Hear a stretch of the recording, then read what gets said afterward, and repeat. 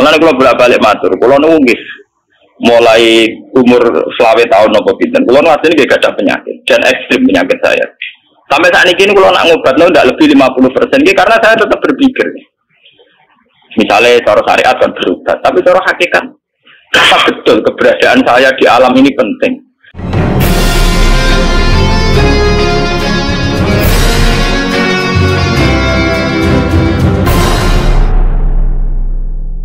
Tapi yang nggak disadari Siti Jenar yaitu tadi inti dari ilmu hakikat itu kan tunduk sama kersane Tuhan.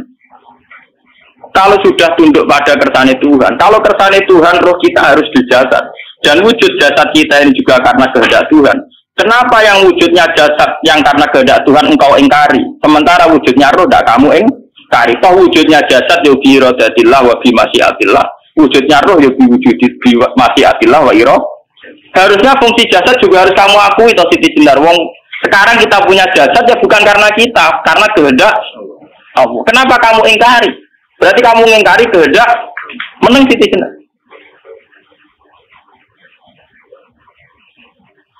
Makanya hakikat yang pertama saya itu pasti khayal. Lah Siti Jenar itu hakikatnya baru yang sampai khayal itu.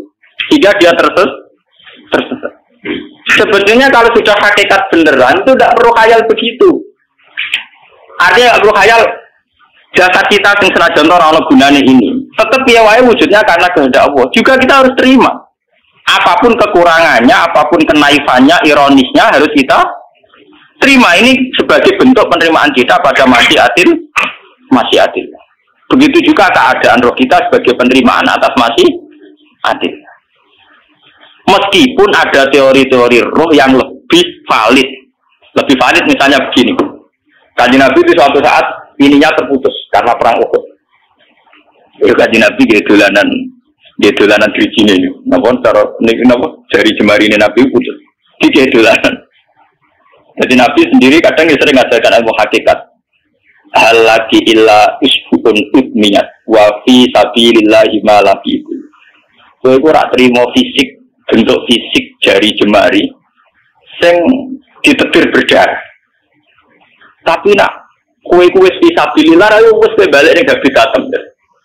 Sehingga kenapa para sahabat itu ketika dicincang, ketika putus tangannya, putus kakinya, sahabat yang usul ke ilmu hakikat itu malah senang.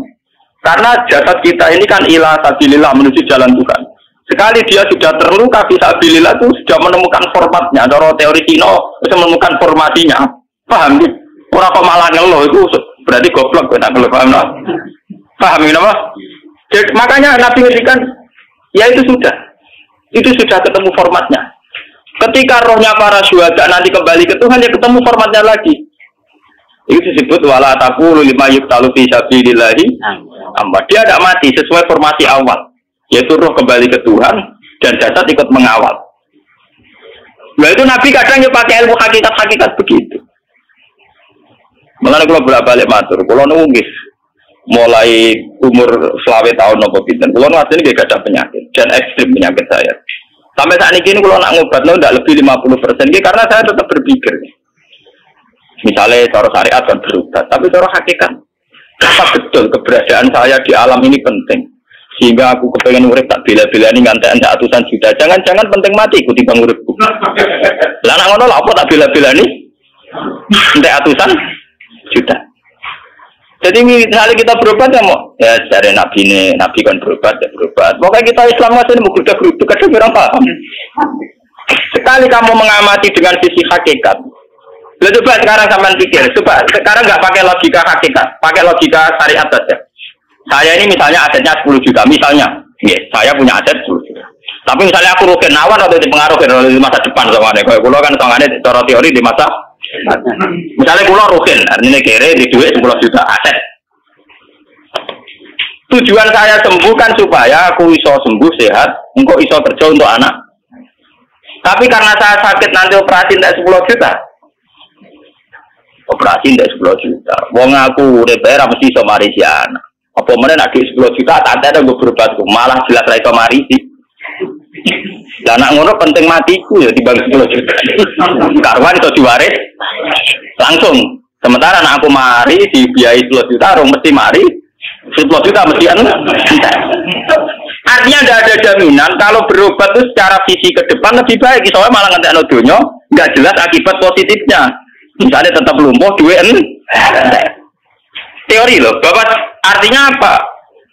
Teori hakikat tetap lebih benar bahwa hidup itu tidak ada artinya. Semua itu tidak ada artinya. Berobat apa enggak berobat semuanya tidak ada arti. Teori loh gini. Sehingga kalau kita tengah-tengah aja tengah-tengah kasus kula misalnya loro nggih berobat. Gusti separuh kalau ngelakoni syariat, tapi sebagai kalau ulama kekeh, separuh kalau lakoni apa? Jadi kalau tetap buat ngarah obat 100%. Tapi orang ngarah berobat, orang kalau tiang apa? Syariat. Tapi memang faktanya itu begitu. Cara Kanjeng Nabi kadang Kanjeng Nabi berobat. Kadang Kanjeng Nabi wis nikine tercincang gede guyon. Wahal lagi illa usbu'un udwiyat. Ora kok driji sing gak melok-melok. Nah, bukti bahwa jasad itu begitu tidak penting. Kayak Sayyid Hamzah. Mulai Sayyid Hamzah nganggep wahyu bentone ra karuan.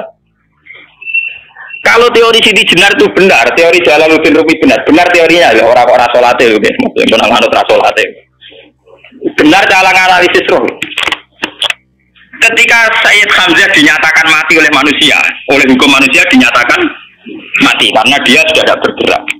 Dalam teori hakikat kan rohnya Sayyid Hamzah sudah di khawasili tuyurin khudrin. Rohnya sudah diambil Tuhan, tidak mati. Paham ya? Ketika rohnya Sayyid Hamzah sudah diambil, jasad ini sudah tidak punya rasa.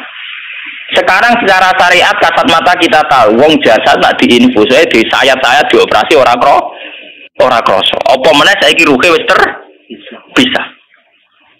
Lah ya jasad itu cek gampange dioperasi dibius saja terus tidak kerasa. Apalagi rohnya sudah diambil.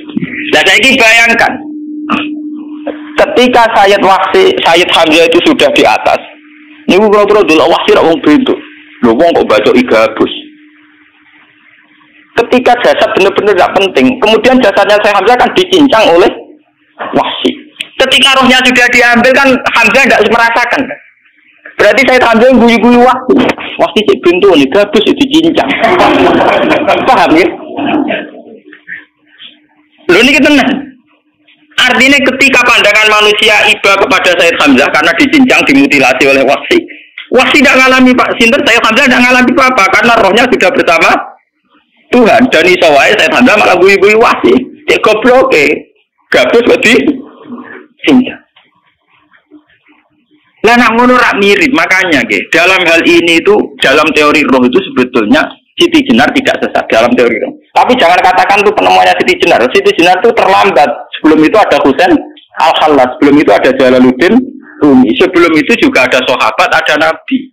Cuma cara aplikasinya Siti Jenar melenceng. Jadi jangan katakan kok tak kampus-kampus. Itu berdapati Siti Jenar itu malah goblok meneng. Siti Jenar itu sanut, paham nggih maksud apa? Wis anut. Nah, teori yang sama terjadi pada Yesus Kristus. Ketika Yesus misalnya secara lahir dicincang, dimutilasi, diapakan oleh orang Yahudi, sebetulnya rohnya dia sudah bersama Tuhan, kembali ke Tuhan Bapa, nah cara Kristen. Nah cara Islam ya balik ini pengiran.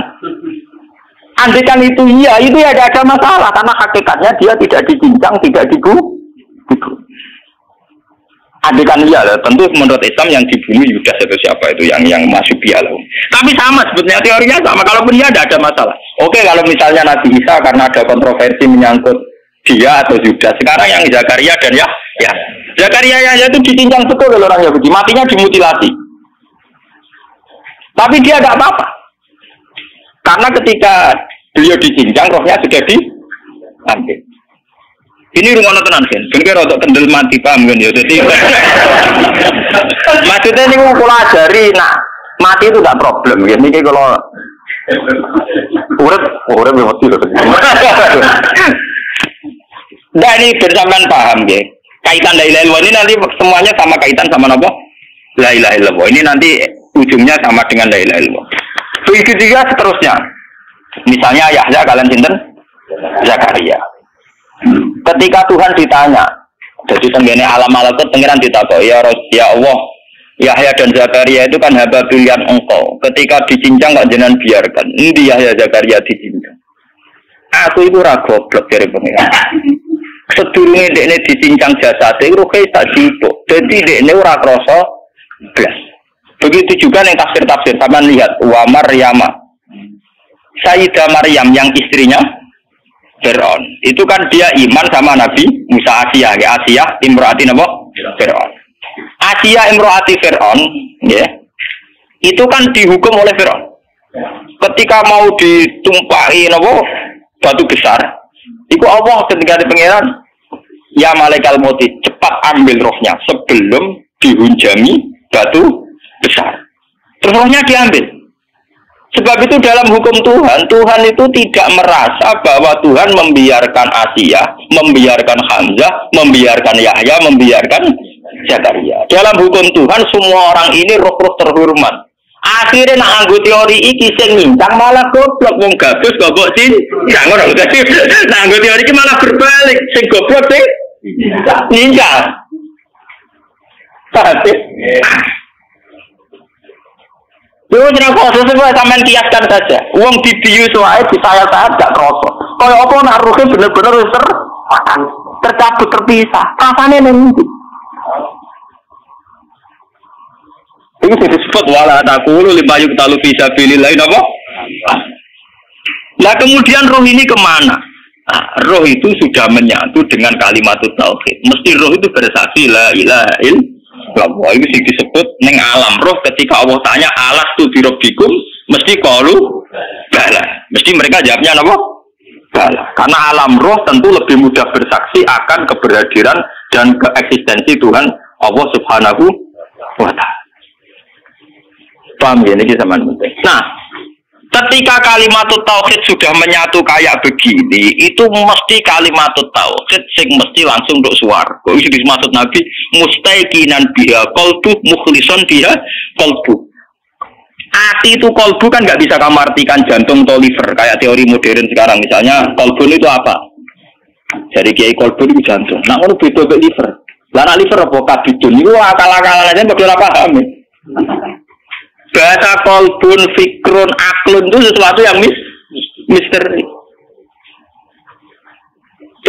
Roh ini kemudian dengan kalimat tauhid tidak menyatu disebut mukhlishon biha qalbu. Ada tingkat kemurnian hubungan roh dengan kalimat tauhid. Nah kalau begitu pasti dakhalal jannah. Karena tidak mungkin kalimat tauhid kok di neraka. Lah ini mau masalah-masalah hakikat. Uang sing gak tahu petualangan hakikat, momennya yang sering bingung bakas duit, bayar kredit, utang jatuh tempo. Orang kan kalau mikir, utang kamu sentak gue mikir duit.